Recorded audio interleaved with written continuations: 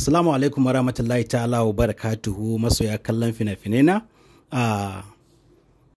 Da fatan mun yi sallan juma'a lafiya.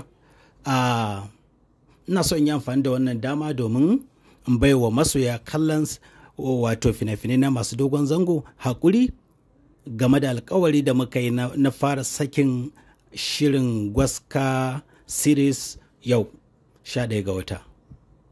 To, rayuwa dai muna namu ne, Allah yana nashi. Mun dan samu wata dan tagarda kaɗan wanda ita dakatar da sakin fim ɗin a yau.